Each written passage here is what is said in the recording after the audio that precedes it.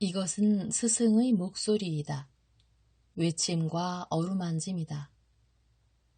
이 목소리가 회개하기를 원치 않는 사람들에게 말할 때에는 외침이 되고, 비록 불완전하더라도 하느님과 그분의 말씀을 찾아내려는 착한 뜻을, 하느님과 그분의 말씀을 찾아낸 다음에는 자기를 거룩하게 하려는 착한 뜻을 가진 사람들에게 말할 때에는 어루만짐이 된다.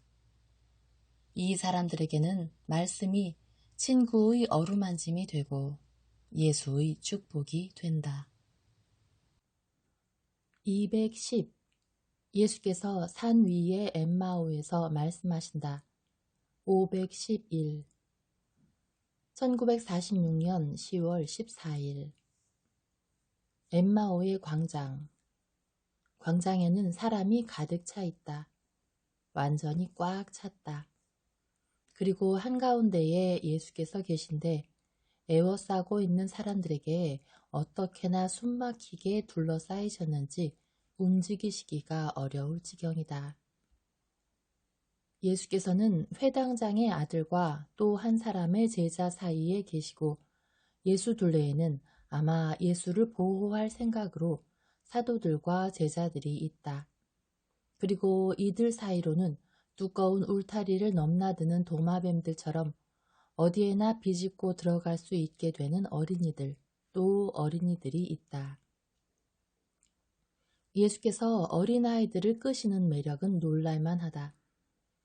알려진 곳이건 알려지지 않은 곳이건 예수께서 즉시 어린이들에게 둘러싸이지 않으시는 곳은 도무지 없다.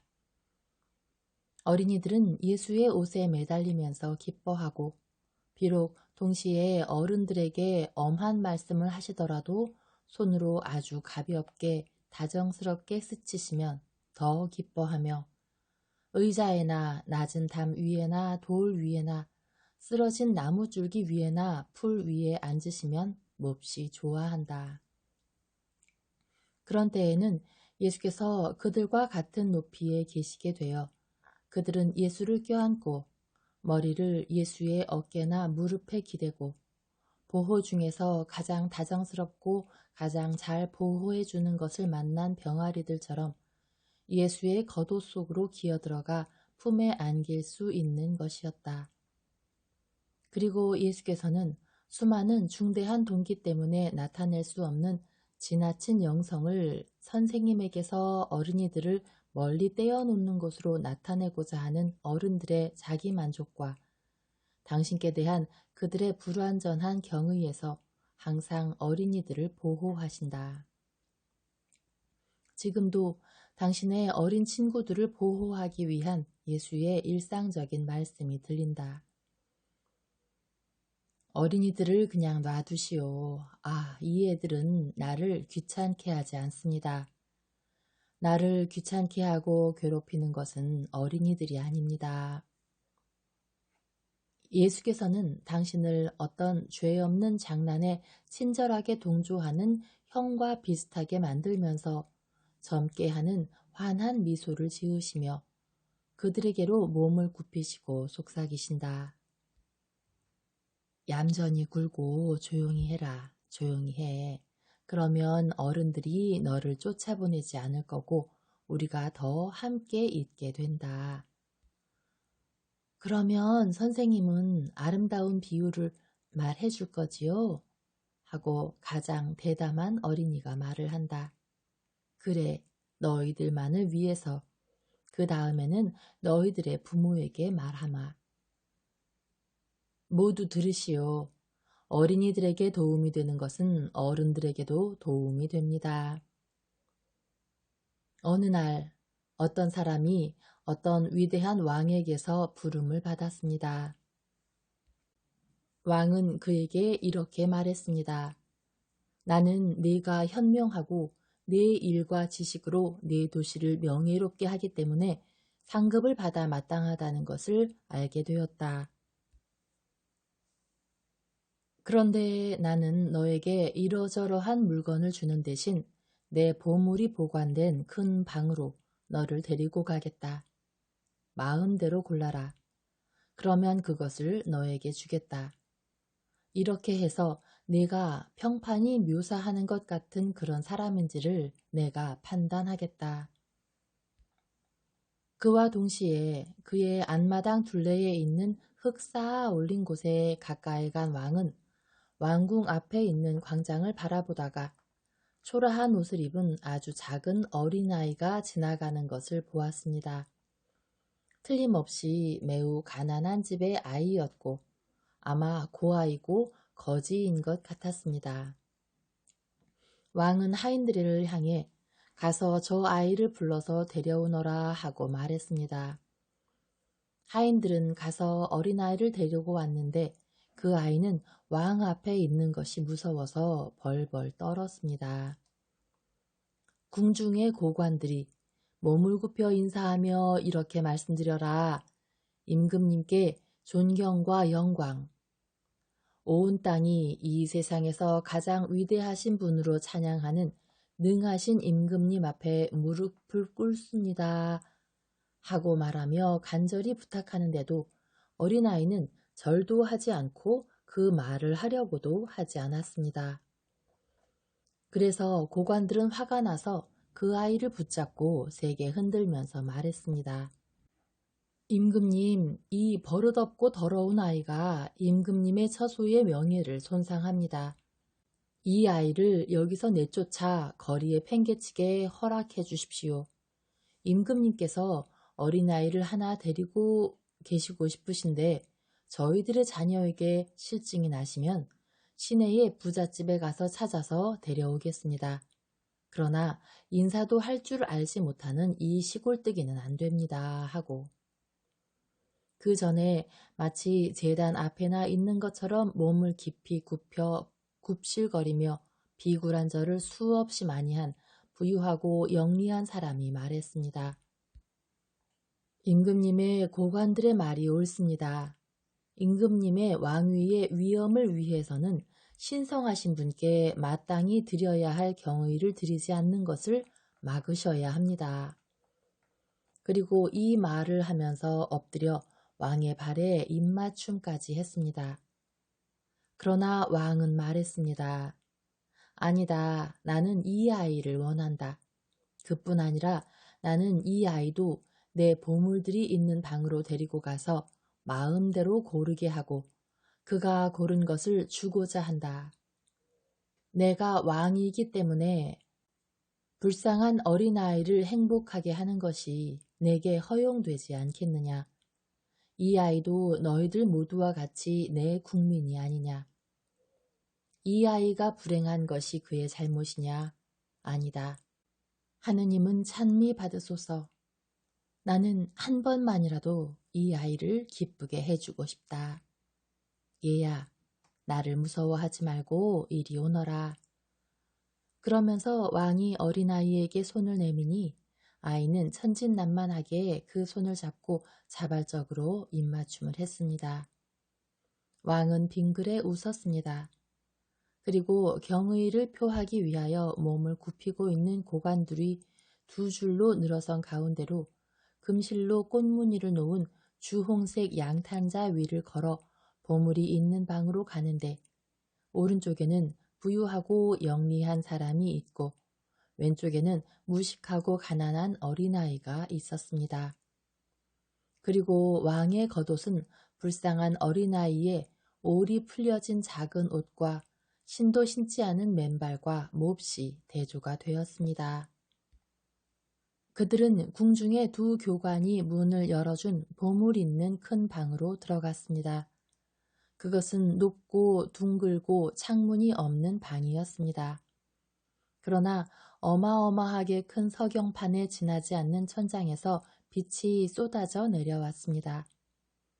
은은한 빛이었지만 그래도 금고의 금못들과 장식된 높은 책상 위에 놓여있는 수많은 두루마리의 주홍빛 리본들을 반짝이게 했습니다.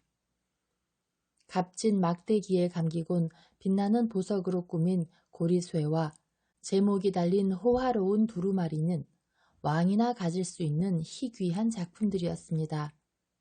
그리고 별로 높지 않은 우중충하고 아무 장식도 없는 책상에 흰 나무로 만든 작은 막대기에 감고 투박한 실롬에서 소리 하는 물건처럼 먼지투성이인 작은 두루마리가 아무렇게나 놓여 있었습니다. 왕은 벽들을 가리키며 말했습니다. 자, 여기에는 세상의 모든 보물이 있고 세상의 보물들보다도 훨씬 더 큰 다른 보물들이 있다. 왜냐하면 여기에는 인류의 모든 작품이 있고 초자연적인 근원에서 오는 작품들도 있기 때문이다. 가서 마음대로 가져라. 그리고 왕은 그들을 살펴보기 위하여 방 한가운데 가서 팔짱을 끼고 있었습니다. 부유하고 영리한 사람은 우선 금고들 쪽으로 가서 점점 더 열에 들뜬 듯한 손으로 뚜껑을 열었습니다. 지금과 가공한 금, 은, 진주, 사파이어, 루비, 에메랄드, 오팔, 온갖 보석들이 모든 금고에서 번쩍이고 있었습니다. 금고를 열 때마다 탄성이 터져 나왔습니다. 그런 다음 그 사람은 책상 쪽으로 가서 두루마리의 제목들을 읽는데 그의 입술에서는 새로운 감탄의 소리가 나왔습니다. 마침내 그 사람은 흥분하여 왕에게로 돌아서서 말했습니다. 임금님께서는 비할 데 없는 보물을 가지고 계십니다. 그리고 보석들은 두루마리만한 가치가 있고 또 두루마리들은 보석들만한 가치가 있습니다.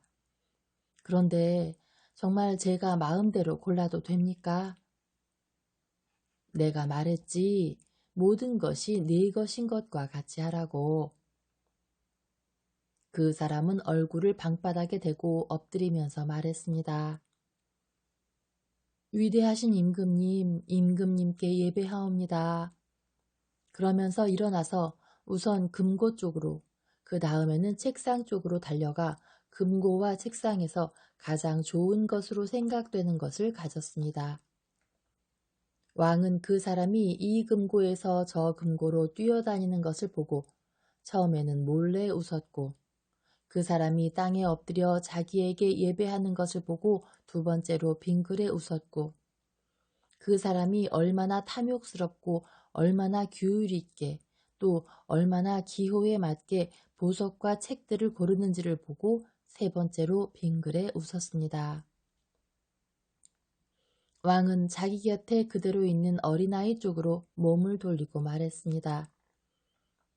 그런데 너는 아름다운 보석들과 값 있는 책들을 고르지 않을 참이냐? 어린아이는 싫다는 뜻으로 고개를 저었습니다. 왜 그러느냐? 두루마리들은 제가 글을 읽을 줄 모르기 때문이고 보석들은 그 가치를 알지 못하기 때문이에요.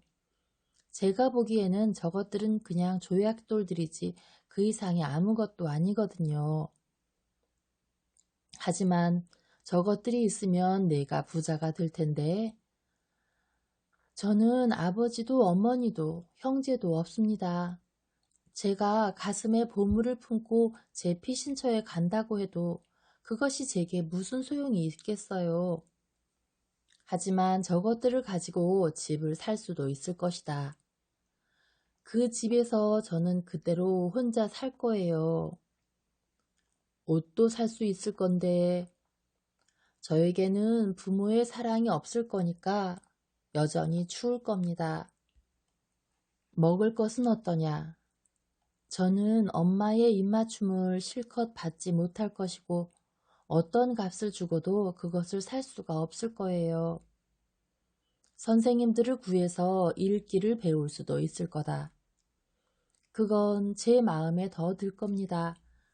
하지만 그 다음에는 무엇을 읽을까요? 시인들과 철학자들과 현인들의 작품과 옛날 사람들의 말들과 민족들의 역사를 읽을 수 있을 것이다.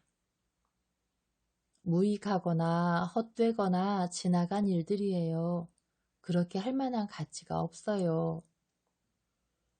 정말 어리석은 아이로구나 하고 지금은 두루마리를 잔뜩 안고 허리띠와 속옷의 가슴 부분이 보석으로 부풀어 오른 그 사람이 외쳤습니다. 왕은 또 몰래 웃었습니다. 그리고 어린아이를 안고 금고들 있는 데로 데려갔습니다. 그리고 손을 진주와 루비와 황옥과 자수정들 속으로 깊숙이 넣어서 그것들을 반짝이는 빛처럼 떨어뜨리면서 아이더러 그중 몇 개를 가지라고 유혹했습니다. 임금님, 아니에요. 저는 다른 것을 가지고 싶습니다. 왕은 그를 책상으로 데리고 가서 시인들의 시귀와 영웅들의 이야기와 나라를 묘사한 것들을 읽어주었습니다. 오, 읽는 것은 더 훌륭합니다. 하지만 제가 바라는 건 그게 아니에요. 그러면 무엇이냐 말해보아라. 그러면 그것을 내게 주마. 오, 임금님이 아무리 능력을 많이 가지셨더라도 그것을 하실 수 있으리라고 생각하지 않아요. 그건 이 세상의 물건이 아니거든요. 아, 너는 이 세상의 것이 아닌 작품들을 원하는구나. 자, 그러면 여기에는 하느님께서 당신 종들에게 불러주신 책들이 있다. 들어보아라. 그러면서 영감을 받아서 쓴 글들을 읽었습니다. 그것은 훨씬 더 아름답습니다.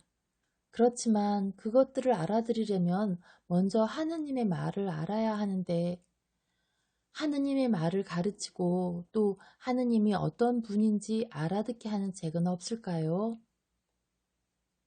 왕은 깜짝 놀란 몸짓을 하고 웃음을 그쳤습니다. 그러나 어린아이를 가슴에 꼭 껴안았습니다. 그와 반대로 그 영리한 사람은 비꼬는 웃음을 지으면서 말했습니다. 아무리 유식한 사람들도 하느님이 어떤 분이신지 알지 못하는데 무식한 어린아이인 내가 그것을 알고자 한단 말이냐. 그것으로 부자가 되기를 원한다면 왕은 그 사람을 엄하게 바라보았고 어린아이는 이렇게 대답했습니다. 저는 재산을 찾는 게 아니라 사랑을 찾아요. 그런데 어느 날 하느님은 사랑이시라는 말을 들었어요. 왕은 어린아이를 노끈으로 맨 먼지투성이의 작은 두루마리가 있는 장식이 없는 책상 가까이로 데려갔습니다. 그리고 그 두루마리를 집어서 펴고 처음 몇 줄을 읽었습니다. 보잘것없는 사람은 내게로 오너라. 그러면 하느님인 나는 그에게 사랑의 지식을 가르쳐 주겠다. 그 지식은 이 책에 들어있다. 그리고 나는 제가 원하는 게 이거예요. 그러면 저는 하느님을 알겠고 하느님을 제가 가지고 있으면 모든 것을 가지는 게 될 거예요. 임금님, 이 두루마리를 주세요. 그러면 제가 행복할 겁니다. 하지만 그건 금전적으로는 가치가 없는데 저 아이는 정말 어리석구나. 글을 읽을 줄도 모르면서 책을 가지다니. 총명하지 못하면서도 배우려고 하지 않고 가난하면서도 보물을 가지지 않고 저는 사랑을 가지도록 힘쓸게요. 그런데 이 책이 그것을 저에게 가르쳐 줄 거예요. 임금님, 이제 다시는 제가 고아이고 가난하다는 것을 느끼지 않게 해줄 만한 걸 제게 주셨으니 찬미 받으십시오. 만일 내가 임금님을 통해서 그렇게까지 행복하게 됐다고 생각하거든 내가 한 것과 같이 임금님께 예배라도 해라. 저는 사람에게는 예배하지 않고 저를 이렇게 착한 사람이 되게 하신 하느님께만 예배합니다. 이 어린아이가 내 나라의 참 현자이다. 현자라는 명성을 부당하게 얻은 이 사람아. 교만과 탐욕은 너를 너무 취하게 해서 예배를 창조주께 드리는 대신에 인간에게 드리게까지 했고 그것도 그 인간이 보석과 인간의 작품들을 너에게 주었기 때문에 그렇게 했다. 그리고 네가 보석들을 가지고 있고 내가 그것들을 가졌었던 것은 하느님께서 그것들을 창조하셨기 때문이라는 것을 생각하지 않았고 인간의 사상에 들어있는 진귀한 두루마리들을 네가 가진 것은 하느님께서 사람에게 지능을 주셨기 때문이라는 것을 깊이 생각하지 않았다. 굶주리고 춥고 외롭고 갖가지 고통으로 타격을 입은 이 어린아이는 재물들을 보고 흥분하더라도 용서를 받았을 것이고 또 용서를 받을 만했을 터인데도 하느님께서 내 마음에 친절을 주셨기 때문에 올바르게 하느님께 감사할 줄을 알고 다만 필요한 것 한 가지, 즉 하느님을 사랑하는 것과 이 세상과 내세에서 참된 재산을 차지하기 위하여 사랑을 아는 것만을 찾는다. 이 사람아, 나는 네가 고른 것을 네게 주겠다고 약속했다.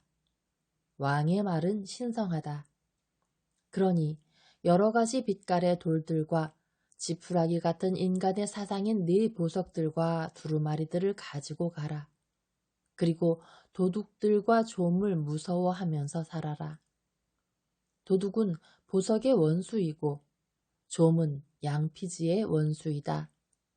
또 이 부질없는 이야기들의 거짓 빛에 현혹되고 맛만 있을 뿐 영양분이 없는 인간 지식의 들쩍지근한 맛의 불쾌함을 맛보아라. 가라. 이 어린아이는 내 곁에 있을 것이고 우리는 함께 사랑인 책, 즉 하느님을 읽도록 힘쓰겠다. 그리고 우리는 찬 보석에 하찮은 빛을 가지지 않을 것이고 지푸라기 같은 인간 지식의 작품에 들척지근한 맛도 보지 않을 것이다. 그렇지 않고 영원하신 성령의 불이 여기에서부터 벌써 천당의 황홀감을 우리에게 줄 것이고 우리는 포도주보다도 더 튼튼하게 하고 꿀보다도 더 영양분이 많은 지혜를 차지할 것이다. 얘야, 이리 오너라. 영원한 지혜가 너에게 그 얼굴을 보여서 너로 하여금 참다운 신부처럼 그 지혜를 갈망하게 하였다. 그리고 그 사람을 내쫓은 다음 어린이를 데리고 그가 의인이 되고 땅에서는 거룩한 기름 바름을 받을 자격이 있는 왕이 되고 저 세상에서는 하느님 나라의 시민이 되도록 하기 위하여 하느님의 지혜를 가르쳤습니다.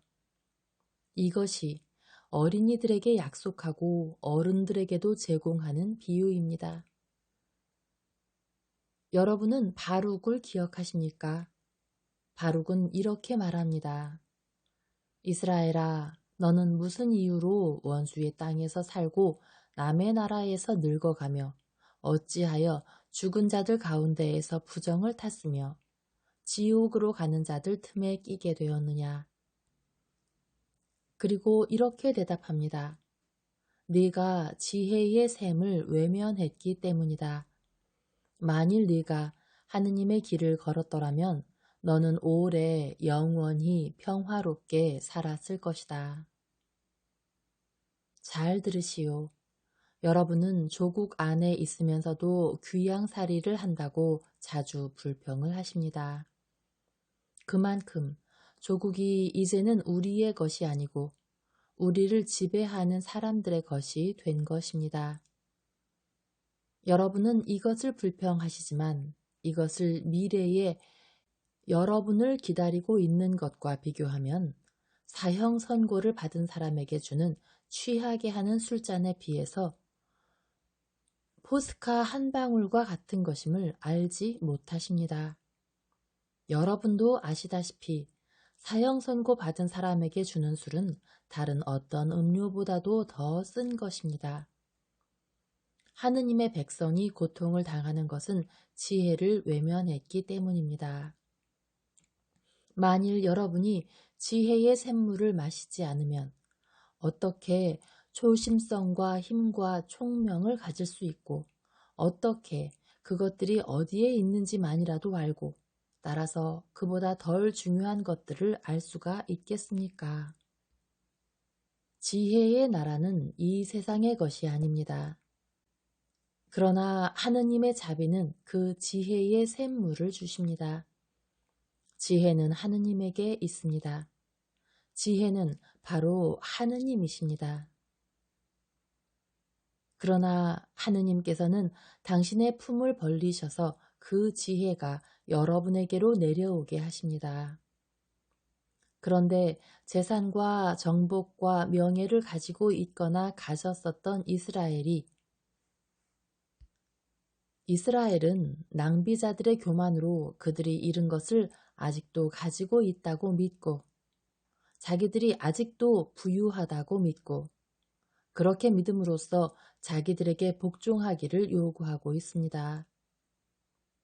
그런데 그들은 그저 동정이나 조소만 받을 뿐입니다.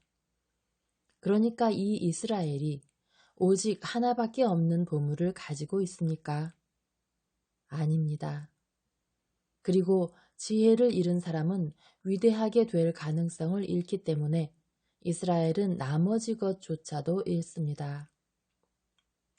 지혜를 가지고 있지 못한 사람은 오류에서 오류로 빠져들어갑니다.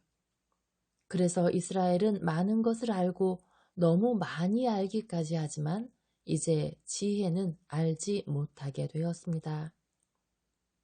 바룩은 적절하게 이런 말을 합니다.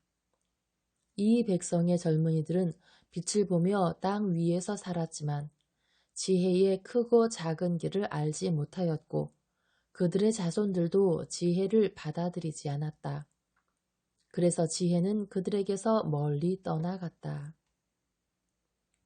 그들에게서 멀리.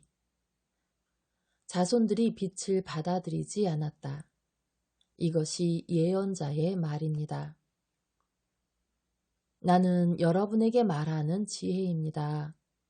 그런데 이스라엘의 4분의 3은 나를 받아들이지 않습니다.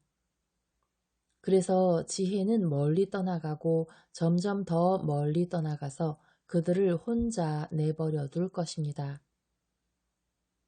그러면 자기들을 거인이라고 믿고 따라서 주님께 그들을 도와주시고 그들에게 봉사하시도록 강요할 수 있다고 생각하던 사람들이 어떻게 하겠습니까?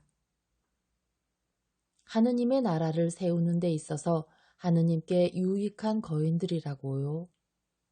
아닙니다. 나는 바룩과 같이 말합니다.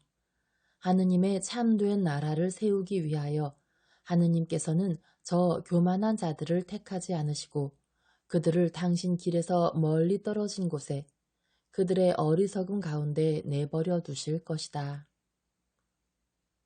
정신으로 하늘에 올라가고 지혜의 교훈을 알아듣기 위하여는 겸손하고 순종하는 정신이 필요하고 특히 전적으로 사랑인 정신이 필요하기 때문입니다.